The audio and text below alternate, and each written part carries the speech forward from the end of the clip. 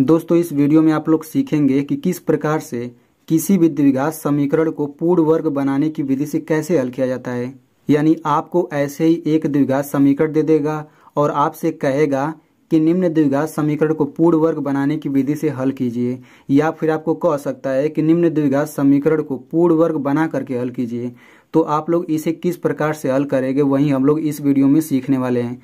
तो अगर आप लोग सच में सीरियस हैं इस टॉपिक को लेकर और आपको दिक्कत होता है तो आप लोग इस वीडियो को पूरा देखिएगा, आपको हर एक चीज़ अच्छे से समझ आ जाएगा।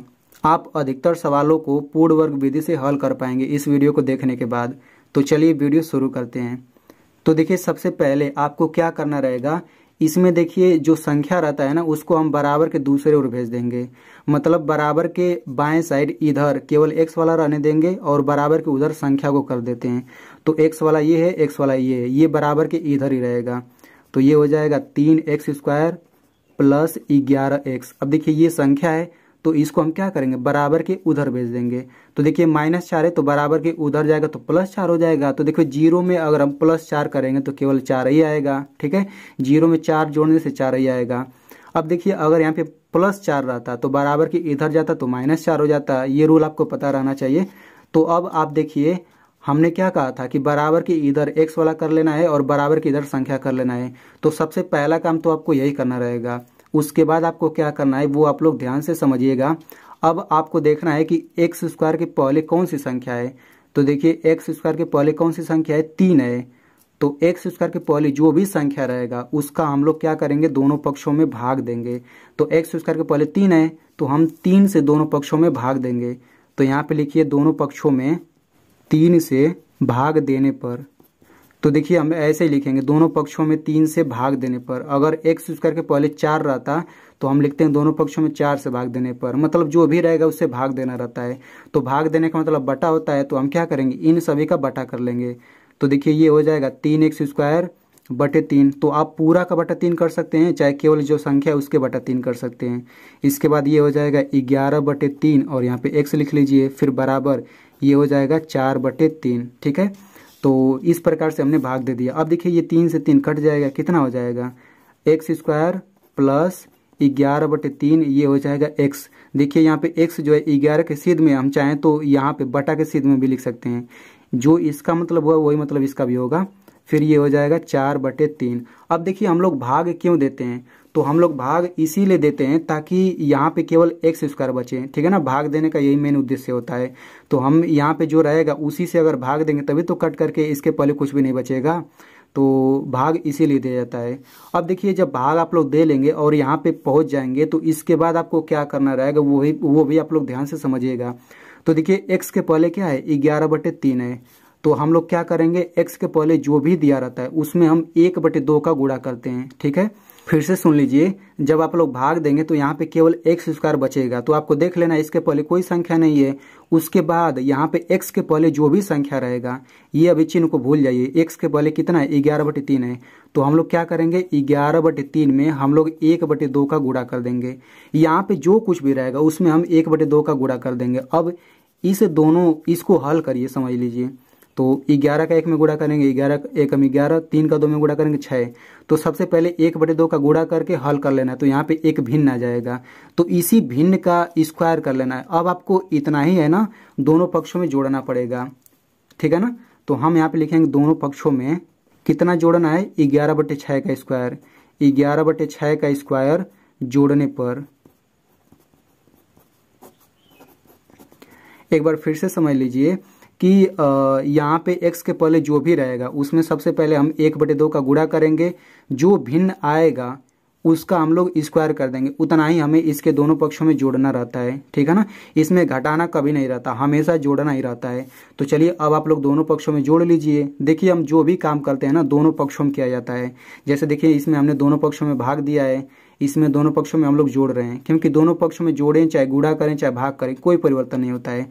तो अब जोड़ दीजिए, तो ये हो जाएगा x² प्लस 11/3x। इतना जोड़ना है तो हम प्लस कर देंगे और ये हो जाएगा 11/6 का स्क्वायर बराबर, इधर भी जोड़ दीजिए तो 4/3 प्लस 11/6 का स्क्वायर हो गया। ठीक है, तो इसे आप लोग एक बार फिर से समझ लीजिए, x के पहले 11/3 था तो हमने 1/2 करके इतना जोड़ा। लेकिन मान लीजिए x के पहले अगर 8 आ गया, मान लीजिए यहाँ पे 8x रहता, तब हम लोग क्या जोड़ते हैं? तो 8 में हम 1/2 का गुणा करते हैं तो ये कितना हो जाता? 2 चौक 8, 4 एकम 4, तो 4 आ जाता।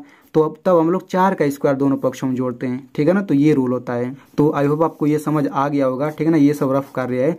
अब इसके बाद आप लोग क्या करेंगे, अब यहाँ पे ध्यान से समझिए, यहाँ पे x पर 2 घात है, यहाँ पे 11/6 पर 2 घात है। तो जो 2 घात है ना, किस पर 2 घात है? देखिए x पर 2 घात है और 11/6 पर 2 घात है। तो ये हम अंदर वाला लिखेंगे। इसके बाद ये हो जाएगा x, और यहाँ पे देखिए 11/6 पर 2 घात है तो 11/6 केवल लिखेंगे, ठीक है ना। अब देखिए बीच में आपको चिन्ह देखना है। अगर बीच में प्लस है तो हम इसके बीच प्लस लगा देंगे, अगर बीच में माइनस है तो हम यहाँ पे माइनस लगा देंगे। फिर चिन्ह लगा देने के बाद हम क्या करेंगे, 2 घात कर देंगे, क्योंकि ये सब 2 घात था। तो देखिए हो सकता है जो कुछ भी मैं आपको बता रहा हूँ जैसे करने के लिए, आपको हो सकता है इसमें कुछ चीज़ समझ में ना आता हो कि ये सब कैसे किया जा रहा है, क्यों किया जा रहा है। पर कोई बात नहीं, जिस तरीके से मैं आपको बता रहा हूँ बिल्कुल अगर आप उसी तरीके से करते हैं तो फिर पूर्ण वर्ग बनाने की विधि से आप लोग अधिकतर सवालों को हल कर लेंगे। बस मैं जिस तरह से बता रहा हूँ बिल्कुल उसी तरीके से आप लोग करिएगा। तो यहाँ इसके बाद हमने क्या किया, देखिए यहाँ पे x पर 2 घात है तो हमने x लिखा, 11/6 पर 2 घात है तो हमने 11/6 लिखा। फिर बीच में देखेंगे, अगर बीच में प्लस है तो यहाँ पे बीच में इन दोनों के बीच प्लस लगा दिया, माइनस है तो माइनस लगाते हैं, फिर 2 घात कर देंगे, ठीक है। अब इसको हम लोग हल कर लेंगे तो ये हो जाएगा 4/3 प्लस, अब देखिए 11/6 पर 2 घात है तो 2 घात का मतलब होता है 2 बार गुणा, तो 11 का 2 बार गुणा करेंगे, 11 गुणे 11 कितना आ जाएगा, 121 आ जाएगा। 6 का 2 बार गुणा करेंगे तो 6 गुणा 6 कितना आ जाएगा, 36 आ जाएगा, ठीक है। अब इसको हम लोग हल कर लेते हैं। तो यहाँ पे देखिए भिन्नों का जोड़ हो गया, तो इस भिन्नों का जोड़ हम लोग हल कर लेते हैं। तो ये हो जाएगा x + 11/6 का स्क्वायर बराबर। अब आप लोग इसे कैसे हल करेंगे, तो देखिए हरों का एलसीएम लेकर के हल किया जाता है। तो यहाँ पे हरों का एलसीएम ले लीजिए, तो 3 और 36 का एलसीएम कितना आ जाएगा, 36 आ जाएगा। अगर आपको एलसीएम नहीं आता है तो उसके लिए मैंने वीडियो बनाया, उसका लिंक मैं यहाँ पे दे दूंगा। तो देखिए 3 और 36 का एलसीएम 36 आ गया। अब हम लोग 3 से इसमें भाग देते हैं, तो भाग देंगे तो 12 बार जाएगा, इस 12 का 4 में गुणा करेंगे तो 12 चौक 48 हो गया। 36 का 36 में भाग देंगे, एक बार में कटेगा, 1 का गुणा किस में करेंगे, 121 हो गया, ठीक है। तो अब देखिए इनको जोड़ेंगे तो कितना हो जाएगा, 169 और ये नीचे 36, कुल मिलाकर के क्या है, इन दोनों भिन्नों को हल करेंगे तो ये इतना आ जाएगा 169/36, ठीक है। तो इसके बाद हल करके डायरेक्ट आप ये लिख सकते हैं, आप लोग इसको जो है रफ में हल कर लीजिएगा, ठीक है ना। अब इसके बाद क्या करेंगे, देखिए यहाँ पर 2 घात हो गया, यहाँ पे एक भिन्न आ गया, तो इसके बाद अब क्या स्टेप होता है वो समझिए। यहाँ पे हम क्या करेंगे, x प्लस हो जाएगा 11/6। अब हम इस 2 घात को हटाना रहता है, इस 2 घात को हटाएंगे तो क्या होगा, इस 2 घात को जैसे ही हटाएंगे इधर ये रूट में हो जाएगा, मतलब ये पूरा भिन्न रूट में हो जाएगा इस तरह से, और इसके पहले प्लस माइनस का चिन्ह लग जाएगा। यानी कि आप लोग यहाँ तक पहुँच जाएंगे। इसके बाद आपको क्या करना है, ये 2 घात अपने मन से हटा देंगे, तो जैसे ही हटाएंगे इधर रूट लग जाएगा और प्लस माइनस का चिन्ह लग जाएगा, ठीक है। अब इसके बाद हम क्या करेंगे, ये वाला वैसे उतार लीजिए, x + 11/6, तो ये हो गया x + 11/6 बराबर। अब इसे कैसे हल करते हैं, तो यहाँ पे प्लस माइनस चिन्ह लिख लीजिए। अब ये प्लस माइनस चिन्ह अभी भूल जाइए, अब आपको ये रूट वाला हल करना है। तो रूट वाला कैसे हल किया जाता है वो देख लीजिए। तो रूट वाला कैसे समझेंगे, इधर देखिए, अगर रूट के अंदर 36 है तो इसका मतलब ये होता है ना कि आपको ऐसी संख्या खोजना है जिनका 2 बार गुणा करें तो ये रूट के अंदर वाला आ जाए 36। तो देखिए 6 का 2 बार गुणा करेंगे, 6 गुणा 6 तो 36 आ जाता है, तो रूट 36 बराबर हम 6 लिख सकते हैं। वैसे ही रूट 49 आ गया तो इसके बराबर हम 7 लिख सकते हैं, क्योंकि 7 का 2 बार गुणा करेंगे 49 आ जाता है, ठीक है। तो ये रूल होता है। लेकिन मान लीजिए अगर ये दोनों रूट में आ जाए, रूट 36/49, तब क्या लिखेंगे, तब भी उसी तरह से करेंगे। 6 का 2 बार गुणा करेंगे 36 आ गया, और 7 का 2 बार गुणा करेंगे 49 आ गया, मतलब कि इसके बराबर हम 6/7 लिख सकते हैं, ये रूल होता है। तो वैसे इसको भी हल करिए।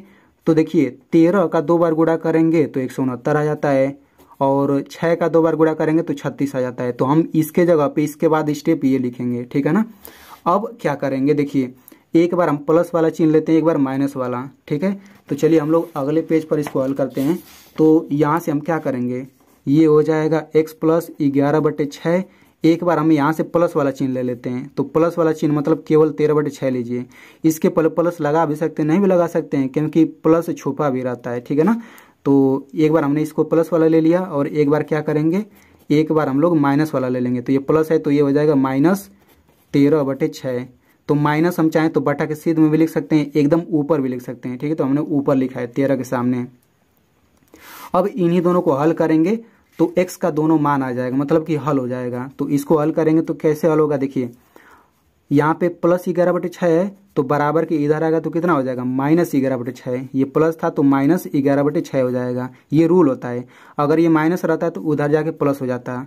अब इसके बाद इसको कैसे हल करेंगे, तो ये भिन्नों का घटाना हो गया, तो आपको भिन्नों का घटाना हल करना आना चाहिए। तो हरों का एलसीएम लेकर के हल कर सकते हैं, या फिर यहाँ पे एक ट्रिक लगा सकते हैं। अगर दोनों हर समान रहता है नीचे वाला, तो हम नीचे वाला हर एक बार लिख लेते हैं, ऊपर जैसा वैसा लिख लेते हैं। तो ऊपर 13 है, -11 इस तरह लिख लिया।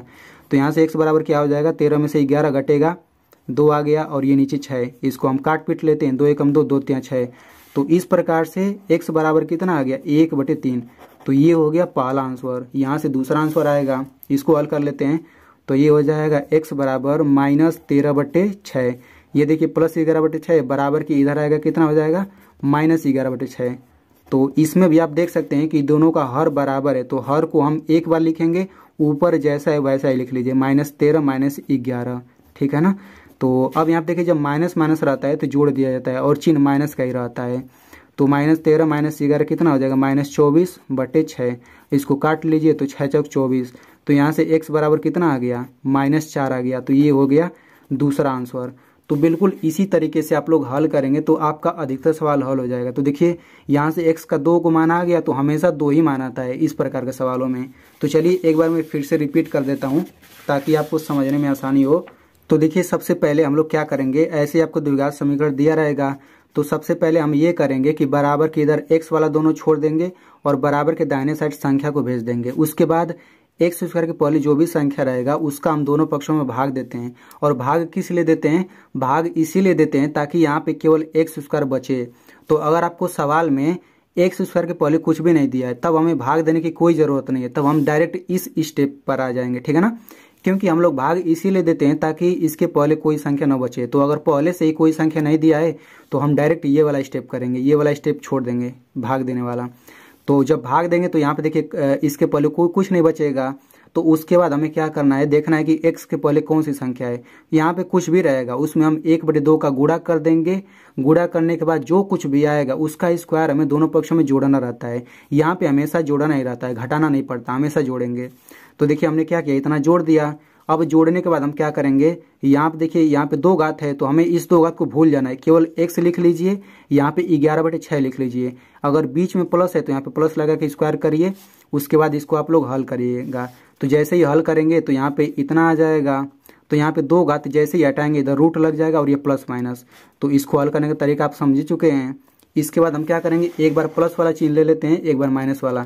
फिर जब आप लोग दोनों को हल करेंगे तो 2 आंसर आ जाता है। तो बिल्कुल इसी तरीके से आप लोग हर एक सवाल को हल करिएगा। चलिए मैं आपको एक सवाल देता हूँ, देखते हैं कितने लोग लगा पाते हैं।